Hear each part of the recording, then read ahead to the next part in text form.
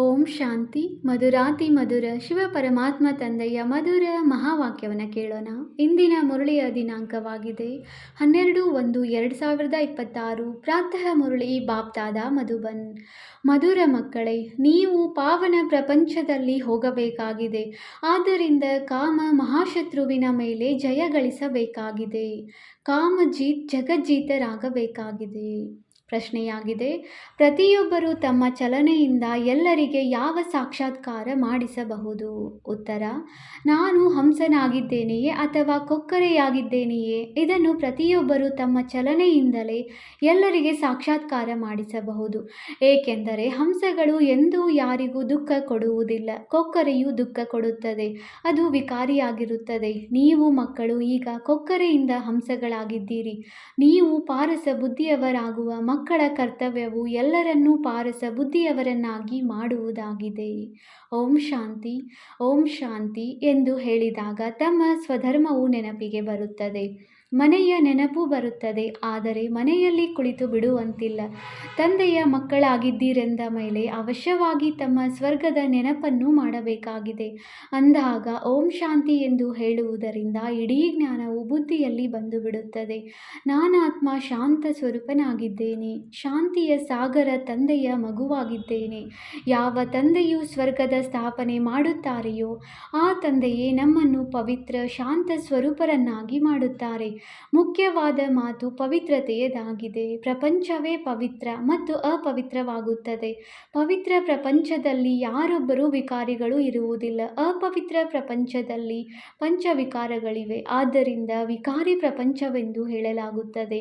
ಅದು ನಿರ್ವಿಕಾರಿ ಪ್ರಪಂಚವಾಗಿದೆ. ನಿರ್ವಿಕಾರಿ ಪ್ರಪಂಚದಿಂದ ಇಳಿಯುತ್ತಾ ಇಳಿಯುತ್ತಾ ವಿಕಾರಿ ಪ್ರಪಂಚದಲ್ಲಿ ಬರುತ್ತೀರಿ. ಅದು ಪಾವನ ಪ್ರಪಂಚ. ಇದು ಪತಿತ ಪ್ರಪಂಚವಾಗಿದೆ. ಅದು ದಿನ ಸುಖವಾಗಿದೆ. ಇದು ಅಲೆದಾಡುವ ರಾತ್ರಿಯಾಗಿದೆ. ಹಾಗೆ ನೋಡಿದರೆ ರಾತ್ರಿಯಲ್ಲಿ ಯಾರೂ ಅಲೆಯುವುದಿಲ್ಲ.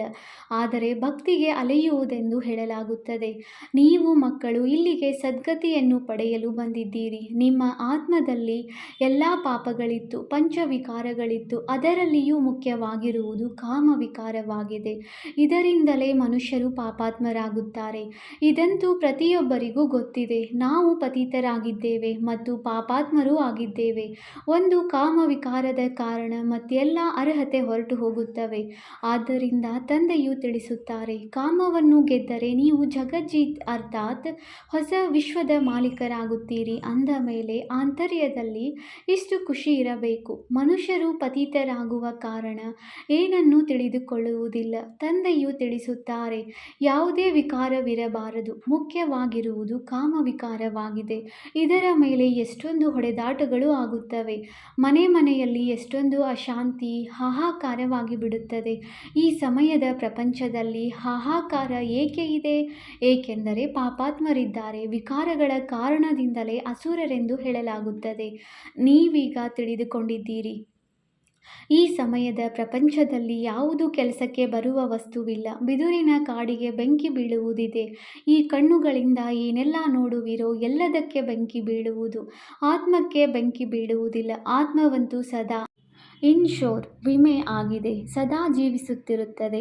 ಆತ್ಮಕ್ಕೆ ಎಂದಾದರೂ ಇನ್ಶೋರ್ ಮಾಡಿಸುತ್ತಾರೆಯೇ? ಶರೀರಕ್ಕೆ ಇನ್ಶೋರ್ ಮಾಡಿಸಲಾಗುತ್ತದೆ. ಆತ್ಮವು ಅವಿನಾಶಿಯಾಗಿದೆ. ಮಕ್ಕಳಿಗೆ ತಿಳಿಸಲಾಗಿದೆ. ಇದು ಒಂದು ಆಟವಾಗಿದೆ. ಆತ್ಮವಂತೂ ಪಂಚತತ್ವಗಳಿಂದ ಸಂಪೂರ್ಣ ಭಿನ್ನವಾಗಿದೆ. ಇಡೀ ಪ್ರಪಂಚದ ಸಾಮಗ್ರಿಗಳೆಲ್ಲವೂ ಪಂಚತತ್ವಗಳಿಂದ ಮಾಡಲ್ಪಡುತ್ತದೆ. ಆತ್ಮವಂತೂ ಪಂಚತತ್ವಗಳಿಂದ ಮಾಡಲ್ಪಡುವುದಿಲ್ಲ. ಆತ್ಮವಂತೂ ಸದಾ ಇದ್ದೇ ಇರುತ್ತದೆ. ಕೇವಲ ಪುಣ್ಯಾತ್ಮ ಪಾಪಾತ್ಮನಾಗುತ್ತದೆ. ಆತ್ಮಕ್ಕೆ ಪುಣ್ಯಾತ್ಮ ಪಾಪಾತ್ಮನೆಂದು ಹೆಸರು ಬರುತ್ತದೆ. ಪಂಚವಿಕಾರಗಳಿಂದ ಎಷ್ಟೊಂದು ಕೊಳಕಾಗಿ ಬಿಡುತ್ತಾರೆ. ತಂದೆಯು ಪಾಪಗಳಿಂದ ಬಿಡಿಸಲು ಬಂದಿದ್ದಾರೆ. ವಿಕಾರವೇ ಎಲ್ಲ ನಡವಳಿಕೆಯನ್ನು ಕೆಡಿಸುತ್ತದೆ. ಯಾವುದಕ್ಕೆ ನಡವಳಿಕೆ ಎಂದು ಹೇಳಲಾಗುತ್ತದೆ ಎಂಬುದನ್ನು ಸಹ ತಿಳಿದುಕೊಂಡಿಲ್ಲ. ಇದು ಸರ್ವಶ್ರೇಷ್ಠ ಆತ್ಮಿಕ ಸರ್ಕಾರವಾಗಿದೆ. ಪಾಂಡವ ಸರ್ಕಾರವೆಂದು ಹೇಳದೆ ನಿಮಗೆ ಈಶ್ವರೀಯ ಸರ್ಕಾರವೆಂದು ಹೇಳಬಹುದಾಗಿದೆ. ನಿಮಗೆ ತಿಳಿದಿದೆ, ನಾವು ಈಶ್ವರೀಯ ಸರ್ಕಾರದವರಾಗಿದ್ದೇವೆ. ಈಶ್ವರೀಯ ಸರ್ಕಾರವು ಏನು ಮಾಡುತ್ತದೆ? ಆತ್ಮರನ್ನು ಪವಿತ್ರರನ್ನಾಗಿ ಮಾಡಿ ದೇವತೆಗಳನ್ನಾಗಿ ಮಾಡುತ್ತದೆ. ಇಲ್ಲವೆಂದರೆ ದೇವತೆಗಳು ಎಲ್ಲಿಂದ ಬಂದರು? ಇದನ್ನು ಯಾರೂ ತಿಳಿದುಕೊಂಡಿಲ್ಲ. ಅವರು ಮನುಷ್ಯರೇ, ಆದರೆ ಹೇಗೆ ದೇವತೆಗಳಾಗಿದ್ದರು? ಯಾರು ಮಾಡಿದರು? ದೇವತೆಗಳಂತೂ ಸ್ವರ್ಗದಲ್ಲಿಯೇ ಇರುತ್ತಾರೆ. ಅಂದಾಗ ಅವರನ್ನು ಸ್ವರ್ಗವಾಸಿಗಳನ್ನಾಗಿ ಯಾರು ಮಾಡಿದರು? ಸ್ವರ್ಗವಾಸಿಗಳು ಮತ್ತೆ ಅವಶ್ಯವಾಗಿ ನರಕವಾಸಿಗಳಾಗುತ್ತಾರೆ, ಮತ್ತೆ ಸ್ವರ್ಗವಾಸಿಗಳಾಗುತ್ತಾರೆ. ಇದನ್ನೂ ಸಹ ನೀವು ತಿಳಿದುಕೊಂಡಿರಲಿಲ್ಲ ಅಂದ ಮೇಲೆ ಮತ್ಯಾರು ತಿಳಿದುಕೊಳ್ಳುವರು? ನೀವೀಗ ತಿಳಿದುಕೊಂಡಿದ್ದೀರಿ. ಡ್ರಾಮಾ ಮಾಡಲ್ಪಟ್ಟಿದೆ, ಇಷ್ಟೆಲ್ಲ ಪಾತ್ರಧಾರಿಗಳಿದ್ದಾರೆ. ಇವೆಲ್ಲ ಮಾತುಗಳು ಬುದ್ಧಿಯಲ್ಲಿರಬೇಕು. ವಿದ್ಯಾಭ್ಯಾಸವು ಬುದ್ಧಿಯಲ್ಲಿರಬೇಕಲ್ಲವೇ? ಮತ್ತು ಪವಿತ್ರರೂ ಆಗಬೇಕಾಗಿದೆ. ಪವಿತ್ರರಾಗುವುದು ಬಹಳ ಕೆಟ್ಟ ಮಾತಾಗಿದೆ. ಆತ್ಮವೇ ಪತಿತನಾಗುತ್ತದೆ. ಪತಿತರನ್ನು ಪಾವನರನ್ನಾಗಿ ಮಾಡುವುದು ನಿಮ್ಮ ಕರ್ತವ್ಯವಾಗಿದೆ. ಪಾವನರಾಗಿ, ಆಗ ಪಾವನ ಪ್ರಪಂಚದಲ್ಲಿ ಹೋಗುವಿರಿ. ಇದನ್ನು ಆತ್ಮವು ತಿಳಿದುಕೊಳ್ಳುತ್ತದೆ. ಆತ್ಮವಿಲ್ಲದಿದ್ದರೆ ಶರೀರವು ಸಹ ನಿಲ್ಲಲು ಸಾಧ್ಯವಿಲ್ಲ, ಪ್ರತ್ಯುತ್ತರ ಸಿಗಲು ಸಾಧ್ಯವಿಲ್ಲ. ಆತ್ಮಕ್ಕೆ ಗೊತ್ತಿದೆ, ನಾವು ಮೂಲತಃ ಪಾವನ ಪ್ರಪಂಚದ ನಿವಾಸಿಗಳಾಗಿದ್ದೇವೆ. ಈಗ ತಂದೆಯು ತಿಳಿಸಿದ್ದಾರೆ, ನೀವು ಸಂಪೂರ್ಣ ಬುದ್ಧಿಹೀನರಾಗಿದ್ದೀರಿ, ಆದ್ದರಿಂದ ಪತಿತ ಪ್ರಪಂಚಕ್ಕೆ ಯೋಗ್ಯರಾಗಿ ಬಿಟ್ಟಿದ್ದೀರಿ. ಈಗ ಎಲ್ಲಿಯವರೆಗೆ ಪಾವನರಾಗುವುದಿಲ್ಲವೋ ಅಲ್ಲಿಯವರೆಗೆ ಸ್ವರ್ಗಕ್ಕೆ ಯೋಗ್ಯರಾಗುವುದಿಲ್ಲ. ಸ್ವರ್ಗದ ಹೋಲಿಕೆಯನ್ನು ಸಂಗಮದಲ್ಲಿಯೇ ಮಾಡಲಾಗುತ್ತದೆ. ಸತ್ಯಯುಗದಲ್ಲಿ ಈ ಹೋಲಿಕೆ ಮಾಡಲು ಸಾಧ್ಯವಿಲ್ಲ, ಏಕೆಂದರೆ ಈ ಸಂಗಮ ಯುಗದಲ್ಲಿಯೇ ನಿಮಗೆ ಸಂಪೂರ್ಣ ಜ್ಞಾನವು ಸಿಗುತ್ತದೆ, ಪವಿತ್ರರಾಗುವ ಅಸ್ತ್ರವು ಸಿಗುತ್ತದೆ. ಪತಿತ ಪಾವನ ತಂದೆಯೇ ನಮ್ಮನ್ನು ಈ ರೀತಿ ಪಾವನರನ್ನಾಗಿ ಮಾಡಿ ಎಂದು ಒಬ್ಬರಿಗೆ ಹೇಳಲಾಗುತ್ತದೆ. ಇವರು ಸ್ವರ್ಗದ ಮಾಲೀಕರಾಗಿದ್ದಾರಲ್ಲವೇ? ನಿಮಗೆ ತಿಳಿದಿದೆ, ನಾವೇ ಸ್ವರ್ಗದ ಮಾಲೀಕರಾಗಿದ್ದೆವು. ಮತ್ತೆ 84 ಜನ್ಮಗಳನ್ನು ತೆಗೆದುಕೊಂಡು ಪತಿತರಾಗಿದ್ದೇವೆ. ಶ್ಯಾಮ ಮತ್ತು ಸುಂದರ ಎಂದು ಇವರ ಹೆಸರನ್ನು ಇಟ್ಟಿದ್ದಾರೆ. ಕೃಷ್ಣನ ಚಿತ್ರವನ್ನು ಕಪ್ಪಾಗಿ ತೋರಿಸುತ್ತಾರೆ, ಆದರೆ ಅರ್ಥವನ್ನು ತಿಳಿದುಕೊಂಡಿಲ್ಲ. ಕೃಷ್ಣನ ಬಗ್ಗೆ ನಿಮಗೆ ಇಷ್ಟು ಸ್ಪಷ್ಟ ತಿಳುವಳಿಕೆ ಸಿಗುತ್ತದೆ. ಇದರಲ್ಲಿ 2 ಪ್ರಪಂಚಗಳನ್ನು ಮಾಡಿಬಿಟ್ಟಿದ್ದಾರೆ. ವಾಸ್ತವದಲ್ಲಿ 2 ಪ್ರಪಂಚಗಳಂತೂ ಇಲ್ಲ. ಪ್ರಪಂಚವು ಒಂದೇ ಆಗಿದೆ. ಅದೇ ಹೊಸದು ಮತ್ತು ಹಳೆಯದಾಗುತ್ತದೆ. ಮೊದಲು ಚಿಕ್ಕ ಮಕ್ಕಳು ಹೊಸದಾಗಿರುತ್ತಾರೆ, ಫ್ರೆಶ್. ನಂತರ ದೊಡ್ಡವರಾಗಿ ವೃದ್ಧರಾಗುತ್ತಾರೆ. ಅಂದಾಗ ನೀವು ತಿಳಿಸುವುದಕ್ಕಾಗಿ ಎಷ್ಟೊಂದು ತಲೆ ಕೆಡಿಸಿಕೊಳ್ಳುತ್ತೀರಿ. ತಮ್ಮ ರಾಜಧಾನಿಯನ್ನು ಸ್ಥಾಪನೆ ಮಾಡುತ್ತಿದ್ದೀರಲ್ಲವೇ? ಈ ಲಕ್ಷ್ಮೀನಾರಾಯಣರು ತಿಳಿದುಕೊಂಡಿದ್ದಾರಲ್ಲವೇ? ತಿಳುವಳಿಕೆಯಿಂದಲೇ ಎಷ್ಟೊಂದು ಮಧುರರಾಗಿದ್ದಾರೆ. ಯಾರು ತಿಳಿಸಿದರು? ಭಗವಂತ. ಯುದ್ಧ ಮೊದಲಾದ ಮಾತಿಲ್ಲ. ಭಗವಂತನು ಎಷ್ಟು ಬುದ್ಧಿವಂತ, ಜ್ಞಾನಪೂರ್ಣನಾಗಿದ್ದಾರೆ, ಪವಿತ್ರರಾಗಿದ್ದಾರೆ. ಶಿವನ ಚಿತ್ರದ ಮುಂದೆ ಎಲ್ಲ ಮನುಷ್ಯರು ಹೋಗಿ ನಮನ ಮಾಡುತ್ತಾರೆ, ಆದರೆ ಅವರು ಯಾರು, ಏನು ಮಾಡುತ್ತಾರೆ ಎಂಬುದನ್ನು ಯಾರೂ ತಿಳಿದುಕೊಂಡಿಲ್ಲ. ಶಿವಕಾಶಿ, ವಿಶ್ವನಾಥ, ಗಂಗಾ ಕೇವಲ ಈ ರೀತಿ ಹೇಳುತ್ತಿರುತ್ತಾರೆ, ಅರ್ಥವೇನೂ ಗೊತ್ತಿಲ್ಲ. ನೀವು ತಿಳಿಸಿದರೂ ಸಹ ನಮಗೆ ನೀವೇನು ತಿಳಿಸುತ್ತೀರಿ? ನಾವಂತೂ ವೇದ, ಶಾಸ್ತ್ರ ಇತ್ಯಾದಿಗಳೆಲ್ಲವನ್ನೂ ಓದಿದ್ದೇವೆಂದು ಹೇಳುತ್ತಾರೆ, ಆದರೆ ಯಾವುದಕ್ಕೆ ರಾಮರಾಜ್ಯವೆಂದು ಕರೆಯಲಾಗುತ್ತದೆ ಎಂಬುದನ್ನು ಸಹ ಯಾರೂ ತಿಳಿದುಕೊಂಡಿಲ್ಲ. ರಾಮರಾಜ್ಯವೆಂದು ಸತ್ಯಯುಗ, ಹೊಸ ಪ್ರಪಂಚಕ್ಕೆ ಹೇಳಲಾಗುತ್ತದೆ. ನಿಮ್ಮಲ್ಲಿಯೂ ನಂಬರ್ ವಾರ್ ಇದ್ದಾರೆ. ಕೆಲವರಿಗೆ ಧಾರಣೆಯಾಗುತ್ತದೆ, ಕೆಲವರಂತೂ ಮರೆತೇ ಹೋಗುತ್ತಾರೆ, ಏಕೆಂದರೆ ಪೂರ್ಣ ಕಲ್ಲು ಬುದ್ಧಿಯವರಾಗಿ ಬಿಟ್ಟಿದ್ದಾರೆ. ಅಂದಾಗ ಯಾರು ಈಗ ಪಾರಸ ಬುದ್ಧಿಯವರಾಗಿದ್ದಾರೆಯೋ ಅವರ ಕರ್ತವ್ಯವು ಅನ್ಯರನ್ನು ಪಾರಸ ಬುದ್ಧಿಯವರನ್ನಾಗಿ ಮಾಡುವುದಾಗಿದೆ. ಕಲ್ಲು ಬುದ್ಧಿಯವರ ಚಲನೆಯೂ ಅದೇ ನಡೆಯುತ್ತಿರುತ್ತದೆ, ಏಕೆಂದರೆ ಹಂಸ ಮತ್ತು ಕೊಕ್ಕರೆಯಾಗಿ ಬಿಟ್ಟರಲ್ಲವೇ? ಹಂಸವೆಂದು ಯಾರಿಗೂ ದುಃಖ ಕೊಡುವುದಿಲ್ಲ, ಕೊಕ್ಕರೆಯೂ ದುಃಖ ಕೊಡುತ್ತದೆ. ಕೆಲವರ ಚಲನೆಯೇ ಕೊಕ್ಕರೆಯಂತಿರುತ್ತದೆ, ಅವರಲ್ಲಿ ಎಲ್ಲ ವಿಕಾರಗಳಿರುತ್ತವೆ. ಇಲ್ಲಿಯೂ ಸಹ ಅಂತಹ ಬಹಳಷ್ಟು ಮಂದಿ ವಿಕಾರಿಗಳು ಬಂದು ಬಿಡುತ್ತಾರೆ. ಯಾರಿಗೆ ಅಸುರರೆಂದು ಹೇಳಲಾಗುತ್ತದೆ ಅವರಿಗೆ ಅರಿವೇ ಇರುವುದಿಲ್ಲ. ಅನೇಕ ಸೇವಾ ಕೇಂದ್ರಗಳಲ್ಲಿಯೂ ವಿಕಾರಿಗಳು ಬರುತ್ತಾರೆ. ನಾವು ಬ್ರಾಹ್ಮಣರಾಗಿದ್ದೇವೆಂದು ನೆಪ ಮಾಡಿಕೊಂಡು ಬರುತ್ತಾರೆ, ಆದರೆ ಅದು ಸುಳ್ಳಾಗಿದೆ. ಇದಕ್ಕೆ ಸುಳ್ಳು ಪ್ರಪಂಚವೆಂದು ಹೇಳಲಾಗುತ್ತದೆ. ಆ ಹೊಸ ಪ್ರಪಂಚವು ಸತ್ಯ ಪ್ರಪಂಚವಾಗಿದೆ, ಈಗ ಸಂಗಮವಾಗಿದೆ. ಎಷ್ಟೊಂದು ಅಂತರವಿದೆ. ಯಾರು ಸುಳ್ಳು ಹೇಳುವರೋ, ಸುಳ್ಳು ಕೆಲಸಗಳನ್ನು ಮಾಡುವವರಿದ್ದಾರೆಯೋ ಅವರು ಕನಿಷ್ಠ ದರ್ಜೆಯವರಾಗುತ್ತಾರೆ. ಪ್ರಥಮ ದರ್ಜೆ, ದ್ವಿತೀಯ ದರ್ಜೆಯವರು ಇರುತ್ತಾರಲ್ಲವೇ? ತಂದೆಯು ತಿಳಿಸುತ್ತಾರೆ, ನೀವು ಪವಿತ್ರತೆಯ ಪೂರ್ಣ ಸಾಕ್ಷಿಯನ್ನು ತೋರಿಸಬೇಕಾಗಿದೆ. ಇವರಿಬ್ಬರೂ ಒಟ್ಟಿಗೆ ಇದ್ದು ಪವಿತ್ರರಾಗಿರುವುದು ಅಸಂಭವವೆಂದು ಹಲವರು ಹೇಳುತ್ತಾರೆ. ಆದ್ದರಿಂದ ನೀವು ತಿಳಿಸಬೇಕು. ಯೋಗ ಬಲ ಇಲ್ಲದಿರುವ ಕಾರಣ ಇಷ್ಟು ಸಹಜ ಮಾತನ್ನು ಸಹ ಪೂರ್ಣ ರೀತಿಯಿಂದ ನೀವು ತಿಳಿಸುವುದಿಲ್ಲ. ಅವರಿಗೆ ಇಲ್ಲಿ ನಮಗೆ ಭಗವಂತನೇ ಓದಿಸುತ್ತಾರೆ. ನೀವು ಪವಿತ್ರರಾಗಿದ್ದೇ ಆದರೆ 21 ಜನ್ಮಗಳವರೆಗೆ ಸ್ವರ್ಗದ ಮಾಲೀಕರಾಗುತ್ತೀರಿ ಎಂದು ಅವರು ಹೇಳುತ್ತಾರೆ ಎಂಬ ಮಾತನ್ನು ಯಾರೂ ತಿಳಿಸುವುದಿಲ್ಲ. ಅದು ಪವಿತ್ರ ಪ್ರಪಂಚವಾಗಿದೆ. ಪವಿತ್ರ ಪ್ರಪಂಚದಲ್ಲಿ ಯಾರೂ ಪತಿತರಿರಲು ಸಾಧ್ಯವಿಲ್ಲ. ಪಂಚವಿಕಾರಗಳೇ ಇರುವುದಿಲ್ಲ. ಅದು ನಿರ್ವಿಕಾರಿ ಪ್ರಪಂಚ. ಇದು ವಿಕಾರಿ ಪ್ರಪಂಚವಾಗಿದೆ. ನಮಗೆ ಸತ್ಯಯುಗದ ರಾಜ್ಯ ಭಾಗ್ಯ ಸಿಗುತ್ತದೆ ಅಂದ ಮೇಲೆ ನಾವೇಕೆ ಕೇವಲ ಇದೊಂದು ಜನ್ಮಕ್ಕಾಗಿ ಪಾವನರಾಗಬಾರದು? ನಮಗೆ ಜಬರ್ದಸ್ತ್ ಲಾಟರಿ ಸಿಗುತ್ತದೆ, ಆದ್ದರಿಂದ ಖುಷಿಯಾಗುತ್ತದೆ. ದೇವಿ ದೇವತೆಗಳು ಪವಿತ್ರರಲ್ಲವೇ? ಅಪವಿತ್ರರಿಂದ ಪವಿತ್ರರನ್ನಾಗಿ ತಂದೆಯೇ ಮಾಡುತ್ತಾರೆ. ಆದ್ದರಿಂದ ನಮಗೆ ಇದೇ ಲಕ್ಷ್ಯವಿದೆ ಎಂದು ತಿಳಿಸಬೇಕು. ತಂದೆಯೇ ನಮ್ಮನ್ನು ಈ ರೀತಿ ಮಾಡುತ್ತಾರೆ. ತಂದೆಯಲ್ಲದೆ ಮತ್ಯಾರೂ ಹೊಸ ಪ್ರಪಂಚವನ್ನು ಸ್ಥಾಪಿಸಲು ಸಾಧ್ಯವಿಲ್ಲ. ಮನುಷ್ಯರಿಂದ ದೇವತೆಗಳನ್ನಾಗಿ ಮಾಡಲು ಭಗವಂತನೇ ಬರುತ್ತಾರೆ. ಶಿವನ ರಾತ್ರಿಯ ಗಾಯನವಿದೆ. ಇದನ್ನು ತಿಳಿಸಿದ್ದಾರೆ. ಜ್ಞಾನ, ಭಕ್ತಿ, ವೈರಾಗ್ಯ. ಜ್ಞಾನ ಮತ್ತು ಭಕ್ತಿ ಅರ್ಧ ಅರ್ಧ ಭಾಗವಿದೆ. ಭಕ್ತಿಯ ನಂತರ ವೈರಾಗ್ಯ. ಈಗ ಮನೆಗೆ ಹೋಗಬೇಕಾಗಿದೆ. ಈ ಶರೀರರೂಪಿ ವಸ್ತ್ರವನ್ನು ಕಳಚಬೇಕಾಗಿದೆ. ಈ ಚೀಚಿ ಪ್ರಪಂಚದಲ್ಲಿ ಇರುವಂತಿಲ್ಲ. 84 ಜನ್ಮದ ಚಕ್ರವು ಈಗ ಪೂರ್ಣವಾಯಿತು. ಶಾಂತಿಧಾಮದ ಮೂಲಕ ಈಗ ಸುಖಧಾಮಕ್ಕೆ ಹೋಗಬೇಕಾಗಿದೆ. ಮೊಟ್ಟ ಮೊದಲು ಪರಮಾತ್ಮನ ಪರಿಚಯದ ಮಾತನ್ನು ಮರೆಯಬಾರದು. ಇದು ಸಹ ಮಕ್ಕಳಿಗೆ ತಿಳಿದಿದೆ. ಈ ಹಳೆಯ ಪ್ರಪಂಚವು ಸಮಾಪ್ತಿಯಾಗಲಿದೆ. ತಂದೆಯು ಹೊಸ ಪ್ರಪಂಚವನ್ನು ಸ್ಥಾಪನೆ ಮಾಡುತ್ತಾರೆ. ಸ್ವರ್ಗದ ಸ್ಥಾಪನೆ ಮಾಡಲು ತಂದೆಯು ಅನೇಕ ಬಾರಿ ಬಂದಿದ್ದಾರೆ. ನರಕದ ವಿನಾಶವಾಗಬೇಕಾಗಿದೆ. ನರಕವು ಎಷ್ಟು ದೊಡ್ಡದಾಗಿದೆ, ಸ್ವರ್ಗವು ಎಷ್ಟು ಚಿಕ್ಕದಾಗಿದೆ. ಹೊಸ ಪ್ರಪಂಚದಲ್ಲಿ ಒಂದೇ ಧರ್ಮವಿರುತ್ತದೆ. ಇಲ್ಲಿ ಅನೇಕ ಧರ್ಮಗಳಿವೆ. ಒಂದು ಧರ್ಮವನ್ನು ಯಾರು ಸ್ಥಾಪನೆ ಮಾಡಿದರು? ಬ್ರಹ್ಮನಂತೂ ಮಾಡಲಿಲ್ಲ. ಬ್ರಹ್ಮನೇ ಪತಿತನಿಂದ ಮತ್ತೆ ಪಾವನನಾಗುತ್ತಾರೆ. ಶಿವ ತಂದೆಯು ಪತಿತರಿಂದ ಪಾವನರಾಗುವರು ಎಂದು ಹೇಳುವುದಿಲ್ಲ. ಪಾವನರೆಂದಾಗ ಲಕ್ಷ್ಮೀನಾರಾಯಣರ ಹೆಸರಿದೆ. ಬ್ರಹ್ಮನ ದಿನ, ಬ್ರಹ್ಮನ ರಾತ್ರಿ. ಇವರು ಪ್ರಜಾಪಿತನಾಗಿದ್ದಾರಲ್ಲವೇ? ಶಿವ ತಂದೆಗೆ ಅನಾದಿ ರಚಯಿತನೆಂದು ಹೇಳಲಾಗುತ್ತದೆ. ಅನಾದಿ ಶಬ್ದವು ತಂದೆಗೆ ಇದೆ. ತಂದೆಯು ಅನಾದಿ ಎಂದ ಮೇಲೆ ಆತ್ಮಗಳು ಸಹ ಅನಾದಿಯಾಗಿದ್ದೀರಿ. ಆಟವು ಅನಾದಿಯಾಗಿದೆ. ಮಾಡಲ್ಪಟ್ಟ ನಾಟಕವಾಗಿದೆ.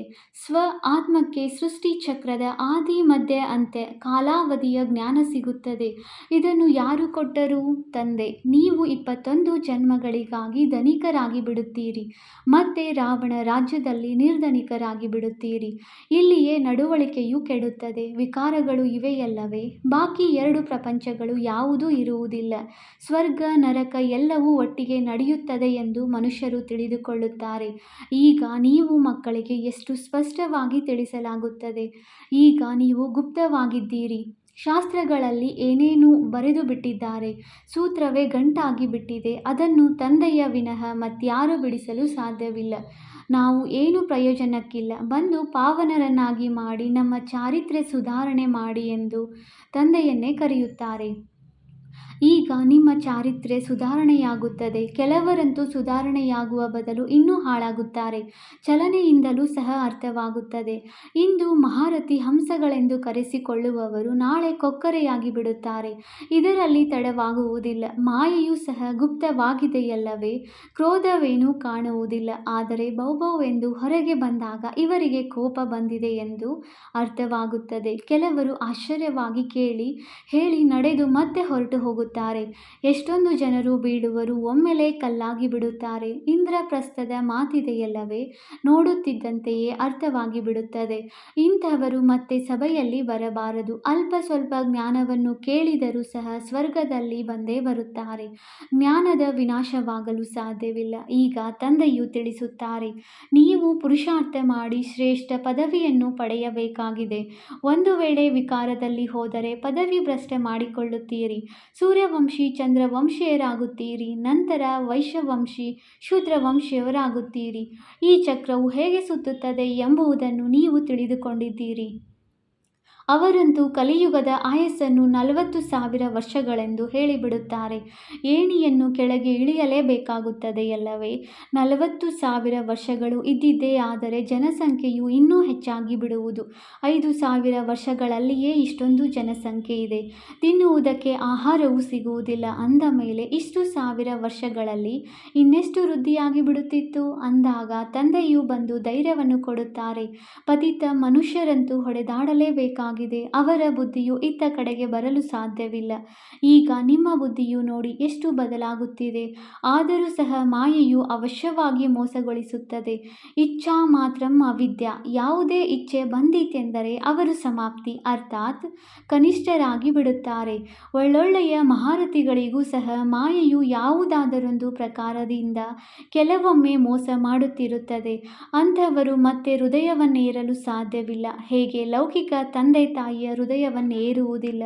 ಕೆಲವು ಮಕ್ಕಳಂತೂ ತನ್ನ ತಂದೆಯನ್ನು ಮುಗಿಸಿಬಿಡುತ್ತಾರೆ, ಪರಿವಾರವನ್ನು ಮುಗಿಸಿಬಿಡುತ್ತಾರೆ. ಮಹಾನ್ ಪಾಪಾತ್ಮರಾಗಿದ್ದಾರೆ. ರಾವಣನು ಏನು ಮಾಡಿಬಿಡುತ್ತಾನೆ. ಬಹಳ ಕೊಳಕು ಪ್ರಪಂಚವಾಗಿದೆ. ಇದರಲ್ಲೆಂದೂ ಮನಸ್ಸನ್ನು ಇಡಬಾರದು. ಪವಿತ್ರರಾಗಲು ಬಹಳ ಸಾಹಸ ಬೇಕು. ವಿಶ್ವದ ರಾಜ್ಯ ಭಾಗ್ಯದ ಬಹುಮಾನವನ್ನು ತೆಗೆದುಕೊಳ್ಳಲು ಪವಿತ್ರತೆ ಮುಖ್ಯವಾಗಿದೆ. ಆದ್ದರಿಂದಲೇ ಬಂದು ನಮ್ಮನ್ನು ಪಾವನ ಮಾಡಿ ಎಂದು ತಂದೆಗೆ ಹೇಳುತ್ತಾರೆ. ಒಳ್ಳೆಯದು. ಮಧುರಾತಿ ಮಧುರ ಅಗಲಿ ಹೋಗಿ ಮರಳಿ ಸಿಕ್ಕಿರುವ ಮಕ್ಕಳ ಪ್ರತಿ ಮಾತಾಪಿತ ಬಾಪ್ದಾದಾರವರ ನೆನಪು, ಪ್ರೀತಿ ಹಾಗೂ ಸುಪ್ರಭಾತ. ಆತ್ಮಿಕ ಮಕ್ಕಳಿಗೆ ಆತ್ಮಿಕ ತಂದೆಯ ನಮಸ್ತೆ. ನಾವು ಆತ್ಮಿಕ ಮಕ್ಕಳಿಂದ ಆತ್ಮಿಕ ತಂದೆಗೆ ನೆನಪು, ಪ್ರೀತಿ ಹಾಗೂ ನಮಸ್ತೆ ನಮಸ್ತೆ ನಮಸ್ತೆ. ಧಾರಣೆಗಾಗಿ ಮುಖ್ಯ ಸಾರ. Point number 1. ಮಾಯೆಯ ಮೋಸದಿಂದ ಪಾರಾಗಲು ಇಚ್ಛಾ ಮಾತ್ರಂ ಅವಿದ್ಯಾ ಆಗಬೇಕಾಗಿದೆ. ಈ ಕೊಳಕು ಪ್ರಪಂಚದೊಂದಿಗೆ ಮನಸ್ಸನ್ನು ಇಡಬಾರದು. Point number 2. ಪವಿತ್ರತೆಯ ಸಂಪೂರ್ಣ ಸಾಕ್ಷಿಯನ್ನು ತೋರಿಸಬೇಕಾಗಿದೆ. ಎಲ್ಲದಕ್ಕಿಂತ ಶ್ರೇಷ್ಠ ಚಾರಿತ್ರ್ಯವು ಪವಿತ್ರತೆಯಾಗಿದೆ. ತಮ್ಮನ್ನು ತಾವು ಸುಧಾರಣೆ ಮಾಡಿಕೊಳ್ಳಲು ಖಂಡಿತ ಪವಿತ್ರರಾಗಿರಬೇಕಾಗಿದೆ. ವರದಾನ. ತ್ರಿಕಾಲದರ್ಶಿ ಸ್ಥಿತಿಯಲ್ಲಿ ಸ್ಥಿತರಾಗಿದ್ದು ಸದಾ ಅಚಲ ಮತ್ತು ಸಾಕ್ಷಿಯಾಗಿರುವ ನಂಬರ್ 1 ಭಾಗ್ಯಶಾಲಿ ಭವ. ಪ್ರತಿಯೊಂದು ಸಂಕಲ್ಪ, ಪ್ರತಿಯೊಂದು ಕರ್ಮವನ್ನು ತ್ರಿಕಾಲದರ್ಶಿ ಸ್ಥಿತಿಯಲ್ಲಿ ಸ್ಥಿತರಾಗಿದ್ದು ಮಾಡಿರಿ ಮತ್ತು ಪ್ರತಿಯೊಂದು ಮಾತಿನಲ್ಲಿಯೂ ನೋಡಿರಿ. ಇದೇಕೆ, ಇದೇನು ಎಂಬ ಪ್ರಶ್ನಾರ್ಥಕ ಚಿಹ್ನೆಯೂ ಆಗುತ್ತಿಲ್ಲವೇ? ಸದಾ ಪೂರ್ಣ ವಿರಾಮವಿರಲಿ. ಇದು ಹೊಸದೇನಲ್ಲ. ಪ್ರತಿಯೊಂದು ಆತ್ಮನ ಪಾತ್ರವನ್ನು ಬಹಳ ಚೆನ್ನಾಗಿ ತಿಳಿದುಕೊಂಡು ಪಾತ್ರದಲ್ಲಿ ಬನ್ನಿರಿ. ಆತ್ಮರುಗಳ ಸಂಬಂಧ ಸಂಪರ್ಕದಲ್ಲಿ ಬರುತ್ತಾ ನಿರ್ಲಿಪ್ತ ಮತ್ತು ಪ್ರಿಯವಾಗಿ ಇರುವುದರಲ್ಲಿ ಸಮಾನತೆ ಇರಲಿ. ಇದರಿಂದ ಏರುಪೇರುಗಳೆಲ್ಲವೂ ಸಮಾಪ್ತಿಯಾಗಿ ಬಿಡುತ್ತವೆ. ಇದೇ ರೀತಿ ಸದಾ ಅಚಲ ಹಾಗೂ ಸಾಕ್ಷಿಯಾಗಿರುವುದೇ ನಂಬರ್ 1 ಭಾಗ್ಯಶಾಲಿ ಆತ್ಮನ ಲಕ್ಷಣವಾಗಿದೆ. ಸ್ಲೋಗನ್. ಸಹನಶೀಲತೆಯ ಗುಣವನ್ನು ಧಾರಣೆ ಮಾಡಿಕೊಳ್ಳುತ್ತೀರೆಂದರೆ ಕಠೋರ ಸಂಸ್ಕಾರವು ಶೀತಲವಾಗಿ ಬಿಡುವುದು. ಅವ್ಯಕ್ತ ಸೂಚನೆ. ಈ ಅವ್ಯಕ್ತ ಮಾಸದಲ್ಲಿ ಬಂಧನ ಮುಕ್ತರಾಗಿ ಜೀವನ್ಮುಕ್ತ ಸ್ಥಿತಿಯ ಅನುಭವ ಮಾಡಿರಿ. ನಿಮ್ಮ ಆತ್ಮಿಕ ಸ್ಲೋಗನ್ ಏನು? ಮುಕ್ತಿ ಮತ್ತು ಜೀವನ್ಮುಕ್ತಿ ನಮ್ಮ ಜನ್ಮಸಿದ್ಧ ಅಧಿಕಾರವಾಗಿದೆ. ಪರಮಧಾಮದಲ್ಲಿದ್ದಾಗ ಮುಕ್ತಿ ಏನು, ಜೀವನ ಮುಕ್ತಿ ಏನು? ಪರಮಧಾಮದಲ್ಲಿದ್ದಾಗ ಮುಕ್ತಿ ಏನು, ಜೀವನ್ಮುಕ್ತಿ ಏನು? ಅನುಭವವೇ ಇರುವುದಿಲ್ಲ. ಇದರ ಅನುಭವ ಈ ಬ್ರಾಹ್ಮಣ ಜೀವನದಲ್ಲಿ ಈಗಲೇ ಮಾಡಬೇಕಾಗಿದೆ. ಓಂ ಶಾಂತಿ.